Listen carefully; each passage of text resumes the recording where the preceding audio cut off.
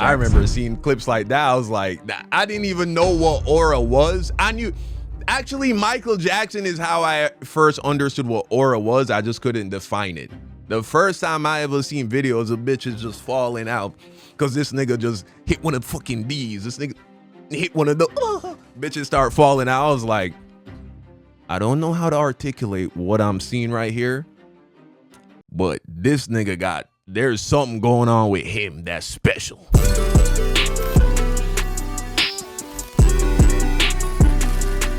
Fans are getting dangerously invested in relationships that do not exist. Video by Omizi. All right, let's go ahead and check this out, man. I think we all know who he's going to talk about. What happened? She said, I heard you got a girl. I'm trying to be respectful. Me? Oh, me? Yeah, she said she heard you got a girl, so she's trying to be respectful. What? No. You hear that at? Coming up to me saying congratulations for your relationship. People come up to you and say that? Yes, I'm like, bro, what clips y'all watching? Like, everybody parasocial, even in real life. Congratulating somebody for having a girlfriend at 30 years old is literally insane. Now, I know, y'all are probably sick of me beating this dead horse, but I think as the days go on, it gets even crazier. People are Is that insane? I don't know. Getting much more parasocial than they used to be. And I don't know if it's because of the amount of content creators out there or the amount of content to be consumed, but at some point people have to draw lines in the sand and say that, hey, this isn't real. I need my own life. You know, I gotta stop doom scrolling, and I have to not get connected to these content creators who are, you know, putting their lives on for display. I think part of the rise and the uptick of parasocial conversations when it comes to content creators has been aided by people learning that streaming is a method, is a way to go about making money in content. We're at the point where now people are seeing what is clear as day, to me at least, an on-camera relationship for content be perceived as a real relationship. I feel like we're living at the same timeline as that one Drewski skit. This is Herbo's son. He don't see that. He got $1 million put up. He got $1 million put up. Herbo said it in the song. Herbo said it in the song. He said it in the song. Christian is pregnant. That's what I'm saying. I get that. But in what world would Blueface? Bro, I swear to you, if any of my niggas ever call me on some shit like this to talk about some nigga from the internet that none of us really know like that, and it sounds this passionate, bro, I don't know if we can continue to be friends at that point. You feel me? Like, bro, what the fuck? You treating the shit like Young and the Restless, my nigga. Like, bro, why you care so much about another nigga like that? For real. You know what I'm saying? Like, if you see some bullshit happen and be like, hey, yo, you seen that shit that happened with DDG? Yo, bro, that shit was crazy. Oh, yeah, well, what you on, though? Like, that's the extent of it. It shouldn't be on no passionate, extra talking, bro, do. It's like, you moving a little weird, bro. Really be putting his hands on the bitch, man. Trust me. Trust me. In what world? Oh, shit, baby just posted. For real? What should I say? So proud of you. That's why they call you the hero. Putting images of his dead ops as the cover, like a Mount Rushmore of fallen rivals. Jacksonville police, or JSO, are notorious for not cracking cases. I swear that last clip is how some people be watching these streamers make content. Celebrity obsession isn't anything new. We've seen videos, footages, all this stuff of the Beatles, of Elvis Presley, of Michael Jackson. Like, I remember The GOAT. one time seeing My GOAT. video as a kid of a woman passing out when Michael Jackson. I remember seeing clips like that. I was like, I didn't even know what aura was. I knew, actually, Michael Jackson is how I first understood what aura was. I just couldn't define it. The first time I ever seen videos of bitches just falling out because this nigga just hit one of the fucking D's. This nigga hit one of the bitches start falling out. I was like, I don't know how to articulate what I'm seeing right here, but this nigga there's something going on with him that's special. You know what I'm saying? And came and touched her in a crowd or something like that. And hey, that's the king of pop. I don't necessarily blame her. But I think in the past, there were natural barriers that had people at least an arm's length away or a few arms length away from their favorite content creators, from their favorite actors, actresses, or whatever the case may be. You know, a magazine came out once a week and featured them maybe insane spiritual pressure, Christian. Yeah, once or twice a year. You know, radio probably played their songs, but that was only when you were in the radio. They did interviews every once in a while. It just wasn't the constant cycle that streaming and social media has with these people today. Some of the more traditional celebrities grew up with that mentality, and they've even started to pass that word down to some of the younger celebrities. Denzel Washington told Michael B. Jordan to limit his exposure and presence because people won't go and see him on the big screen later on. But I do disagree with what he's saying. And my disagreement is for today's market, for the culture of media today. You see, because movies are still big and they're still fun, and TV is somewhat big and still fun, but social media is king. There is no such thing as overexposure, but the notion of overexposure is just wrong for today. People are consuming so much, you will not be overexposed. Why pay you on the weekend if they could see you all week for free? Sounds like a money issue to me. And I know if I have money issues, I know exactly what I'm doing. Wait, hold on one second, other Omar. I've got an opportunity for my other viewers. Look, it's springtime. And this that look the fat option is all.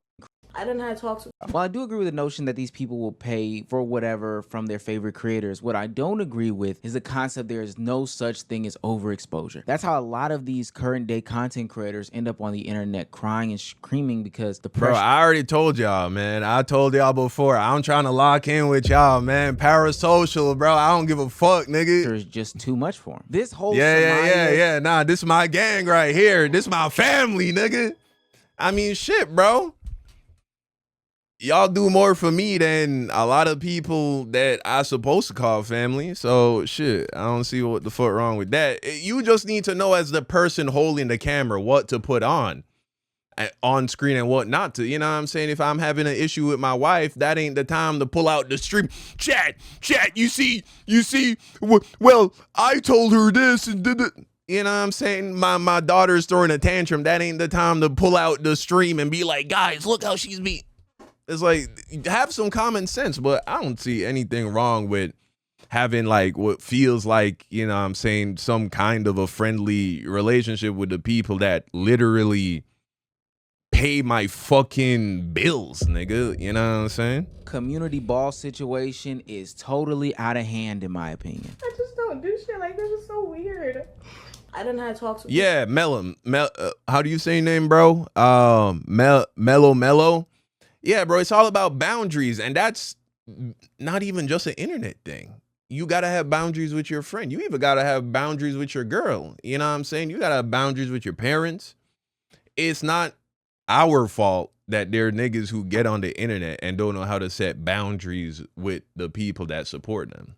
You know what I'm saying? People off camera and told them, like, I don't appreciate the narrative going around. Man, I don't give a fuck.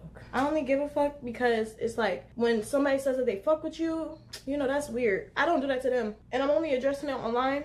I let everything else slide. Like I do. But if you come to something on the internet, I'm gonna address it on the internet. Period, point blank. It wasn't a problem when niggas was laughing on camera. Now it's a problem when I made somebody feel bad and they wanna address the narrative. No. What that was content creator and streamer Samaya, however we're saying her name, crying about social media rumors between her and probably like 6 to 7 to 9 to 10 content creators that are male on the platform. Rumors and allegations that she's been passed around. She has been titled as the community ball several different times on the platform, and it is actually pretty harmful and detrimental to her psyche. I made a video about Cooking with Kaya going through some of the same situations where she was getting labeled as X, Y, and Z on the internet. And what I wanted to portray in that video was that I don't think that it's Cooking with Kaya's fault. It's a function of the parasocial community that has been built by content creators well before them. And now we're getting to a point where people are putting rumors and different things and names on your jacket. And ultimately, because it's all content and it's all funny, etc., other content creators who you believe you're close to are playing into it. Now, do you help it by being close to these super freaked out gooner level streamers? Absolutely not. But with that being said, there should be a little bit of self-awareness of the content creator to know that, hey, I am in this parasocialized community and they are going to do me wrong. Specifically, if I am a woman streamer, it doesn't matter how many times you have people come to bat for you or apologize for you. It really isn't going to do anything. Just because Samaya might date or link with a nigga or whatever the fuck, it don't make it no difference from any other girl or any dude. You know what I mean? I think it's just dramatized because it's in this stream world. But it's like, you know, I think that, I don't know, I'm just being 100. I'm not even being biased. whatsoever. But I don't like how niggas be doing that. That shit don't be cool. Now, DDG is 100% right in this situation because fans are way too invested into the relationship content these days, or I would say not even necessarily relationship content, but anytime a woman is next to any sort of male streamer. I think playing into these interactions leads people to believe that there is something more going on, and because you are on stream or giving them some sort of content 24/7, 365, people feel as if they have a right to your business. Now, I'm not saying that that's right. I do, bro. And I'm not like disagreeing with what Meezy is saying right here. I'm just saying, like, kind of building on what he's saying. It's like, but bro, you control the camera. I will never blame a viewer getting too invested in something you share with the world. Nobody told you to put that shit on camera. If I want people to talk about my relationship less, guess what I'm gonna do? I'm gonna show less of my relationship. I might even not even talk about my relationship. You feel me? If you show more, then you're inviting people to comment on it more. You're turning it into content. So honestly, I would say that's what you sign up for if you're a creator and you want to put your relationship online. Now, of course, if that leads to people being weirdos and trying to like pull up on you in real life, well, then, yeah, those people, they got a problem. They're mentally ill. You know what I'm saying? But people are, if you put your relationship online, bro, people are going to talk about that shit. Feel like people should, develop some sort of life or realize that this is all reality television. Like, none of this is real. And it's kind of hard because it's always in their face, but none of it is truly real. But content creators and streamers or whoever don't do anybody any justice when they lean into the content. So all of these smaller interactions between, Jason and Sakura lead into people asking Jason when they're going to get married and have kids. All of the interactions with... Who cares? Agent and Emily lead to people believing that they are in some sort of relationship. It's a little dry. I gotta try with the sauce then. It's like it's... Nigga, but that's what they want. That's what they want. Why is Agent sitting by candlelight with some chick and he's a single man and she's probably single? Of course, the viewers are going to be like, oh, shit. Agent trying to get some, he trying to get some of that Asian persuasion. You know what I mean? And shit, that's what it looked like. It's just porn. Why does anyone actually care though? Low key, I feel like Meezy just making something that ain't even really that big a deal. Like it's nothing crazy. Best believe, bro, if I was streaming and some random chick was popping up in my streams all the time, first and foremost, my wife ain't gonna like that. You know what I mean? Because that's how it looked. But then beyond that, the chat gonna be like, yo, what's good with this? Why bro eating at candlelight with some random bitch? I remember I got this one boy who he's a streamer and he got a girl. And I remember this one time he was streaming and this chick was in his streams. Instantly, I'm like, yo, is something going on? Like, what's good with bro and his girl? You feel me? And then I find out, oh, it wasn't like that at all. But that's just how it looks. You know what I'm saying? Oh, nah. It's fine. Emily, be honest. It's nothing crazy. The lamb chops are better. Dan, you want this last one? Take it. I had full. to. You're not full. You just got your meal. Okay, that's fine. I mean, if you insist. She Chinese, huh? I'm trying to get better at spotting my Asians. She look Chinese. I'm starting to feel like the equivalent of the dress in Hollywood for these women streamers is the relationship. Because ultimately what happens after all of this, and we've seen it with the Sinners of the world, we've seen it with Sumya now, we've seen it with Cooking with Kaya, is that they're going to be labeled as some sort of pass around 304 X, Y, and Z community ball because these people have developed parasocial relationships with these content creators from small snippets of them and make people take things way too far and they get sexist, misogynist, or whatever the case may be. The nature of this type of entertainment is that it's more personal than acting. So Buck, you think she look Japanese? I ain't that good at it. I'll be real. We can But I think she look Chinese personally. see actors on screen kiss and have a relationship or whatever the case may be, but it is still a separation. Now, there are some sickos that ship these types of people. I've even seen like shipping conversations in the WNBA where people are shipping people with teammates. Okay, for sure. Chat saying she for sure Chinese. Me. I mean, bro, my wife is half Asian. I that's when I really started to care about that shit. It was like, you know, she was like, she's Korean. I was like, you know, before I dated my wife, you know, I was like, they all kind of look similar. But once I started to actually meet her family and shit, I was like, oh, wait, y'all is different. There's always going to be those sickos. But for the general people out there, there is a hard line drawn between. Nah, they look different, bro. Once you really like learn the differences, you can start to see it. That they do look a lot different. It's like how maybe to a white person, I could tell a white person I'm Haitian and they believe me. You know what I mean? But to black people, they will be able to tell the difference between a Jamaican and a Haitian. You know what I mean? Ships that are seen on screen in real life. But when it comes to this content creation, because the whole allure is supposed to be hella relatable people doing hella relatable things, you know, playing video games, reacting to the same YouTube videos that you watch to, people get so caught up and lost in the sauce of what's actually going on to not realize that this stuff is fake, like DDG was saying. And I know that he recognizes this a lot with his own content, because the stuff that I'm seeing between him and India Love, and I'm talking about the perception, just lets me know that people are going way too far. And at the time that it's happening, I feel like it's very, very interesting that people are making these posts about DDG being in love with India Love. Does he play into it? Absolutely, 100%. Don't get me wrong. DDG is a part of the problem. But does that mean that people should have But is DDG saying it's a problem though? I would think this is what he wants. He literally took her to prom. Deal with the backlashes and side effects of what's going on in his actual real life, you know, his custody battle that's very public with his baby mother, Hallie? No, I think that some of the conversations are weird and stem from the way that he has created a parasocial relationship with his audience online, and they can't separate the difference. I've seen people go to war and be super obtuse standing on either side of them because they feel like What's good, they Chase? know them for some reason, but ultimately that's definitely not the case, and you look like a weirdo when you do this. Oftentimes when this conversation is had between commentary channels or streamers themselves, they keep it very lighthearted and talk about at most the name calling that women do get online, which isn't anything to take light at all. But there's also another level to this, and that's when the parasocial conversations get honestly life-threatening. I don't know if you guys remember that situation from Streamer Prom where Jason got left at prom by his date and the cameraman. Sakura, things were going good, and then all of a sudden we got matching nails, right?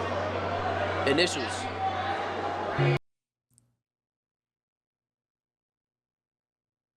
Bro got matching nails with his prom date and is wondering why she ran off with another nigga. Okay. And then out of nowhere, I went to the restroom. She was like, "The J is for John, who is my cameraman." And then, you know, at first it was like, oh, she's joking. But yeah, she said the J was for John. And then I was like, yeah. Say you're just kidding. And then she just kept digging a bigger grave. You know what I mean? Now, there's no way to Money can't unlame you, and neither can clout, believe it or not. Clout don't unlame you, bro. You can have mad followers and shit, still get no hoes. Express how truly fake that clip was. Like, there's nothing else to say besides that clip was fake. But because this is the internet, people took that situation to heart and really ran with it. I kid you not, a 10-year-old Asian kid. I mean, bro, so he's lying. We're the bad guys because we believe him when he says that his chick that he took to prom got a fucking letter on her fingernail and it was for another guy, and then she ran off with him. She not with you. If she was really on your dick like that, he wouldn't come up with that weird storyline where he's like the loser in the situation. Why would you do that? So there is some truth behind that. You know what I'm saying? Of course, he's expressing that and making it extra emotional for the sake of getting more engagement, getting people invested. It's entertainment. But I kind of feel like Meezy is putting way too much responsibility on the viewers, and especially for the young viewers. You know, like if you're around my age, if you're in your 20s, you don't give, more than likely you don't really give a fuck. You know what I'm saying? We can crack jokes and shit. I don't give a fuck. I'm about to go on for the rest of my day, the rest of my life, and never think about that blonde Asian nigga again for the rest of my life, bro. Unless another video pop up and he in there. You know what I'm saying? But when you get 14-year-olds, 16-year-olds, 12-year-olds, and they're watching the shit of, you know what I'm saying? They buy into that shit. They really think, bro, I remember when I was that young and I saw like celebrity relationships as a big deal. Like, you know what I'm saying? Chris Brown and Rihanna, and it was like, oh shit, Selena Gomez and Justin Bieber. I used to, oh, they probably gonna get married or some shit like that. Cause that when you're little, that's how you think. You don't learn that, you know what I'm saying, that ain't your girl, this is just your turn type shit. You don't know nothing about celebrity relationships. You don't really know that a lot of this shit is done just for the sake of boosting both of them up. When you're that young, when you're 11, you don't get that shit.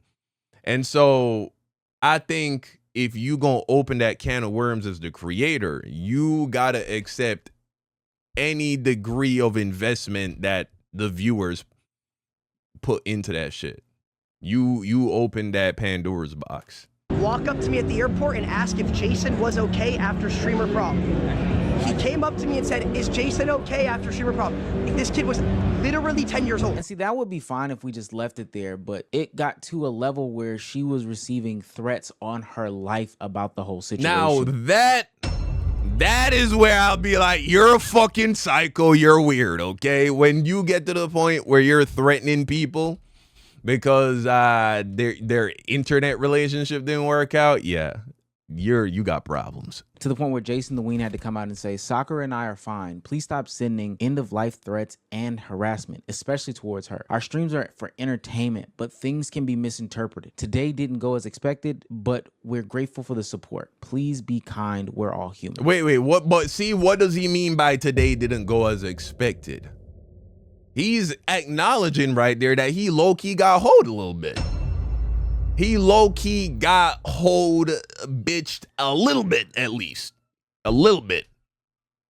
Thank you. I can only imagine if every time I went to the movies, I got so invested that I believe that Where's the proof of the death threats? That's true too, bro. You'd be like, you get fucking 2 death threats from a Twitter account with no avatar, and then you go to the internet and be like, I'm getting massive hundreds and hundreds of death threats every day. Characters in real life were actually going through these things, or the people in the music were going through these things, or the people on television were going through these things. And then that made me feel some sort of real human emotions to the point where I wanted to take some sort of action on the people that, you know, caused them harm or violence. I think that that's a very weird concept. Everybody would be mad at all of the men in the Tyler Perry movie at that point. Parasocial relationships can hurt, like they just physically can. They can hurt emotionally as well. They can hurt you, the viewer, who gets into that parasocial relationship. I understand that there is fandom, like you can find X, Y, and Z entertaining, funny, insightful. Yeah, bro. I mean, I don't feel like I've ever been that invested in any celebrities, but I have had emotional reactions to shit that happens to people that I really was a fan of. Really, just when people die. I remember when X died, bro. I teared up. I didn't cry, but I was driving home. I'm listening to fucking Sad and shit. I literally heard about this shit. I was at an MMA training session, right? I was doing a little bit of martial arts fitness shit. And we're all warming up. And then somebody was like, bro, you heard about X? I was like, what? What do you mean? He died. I was like, what? What you mean he died? They killed him. I was like, bro, it just hit me super hard. But that wasn't when I fucking teared up, bro. It's like I get in the car and I'm driving back to my crib and I put on X's music and then Sad came on, bro. And my eyes got a little watery. I can't even lie to you, gang. My eyes got a little watery. I was like, damn, they took out my boy, man. He was so young too. Shit. And then when Juice died, it didn't hit me as hard, but I was still a little like sad about that for real.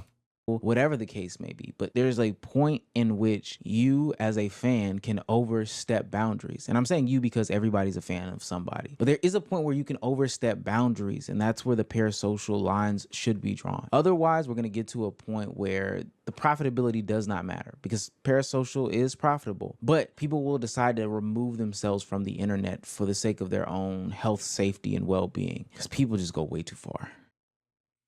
Yeah, that is true, though. You're always going to have people who just go way too far with anything, man, and everything. And so it's not a surprise that with a situation like this, or, you know, the relationship that creators and their viewers have, there are people who can take that shit too far on both sides. Because you know what's the opposite of this? When the creator takes shit too far, when we see YouTubers and shit like that abuse their influence and their clout and their kind of, you know what I'm saying, their success to have inappropriate relationships with their supporters. And I'm not even just talking about like the weirdos who go after minors. I'm talking even if you are like just trying to always be fucking your fans, you know what I'm saying? Even if they're like, you know, adult women, that's still, in my opinion, taking shit, that's abusing the relationship that you've built.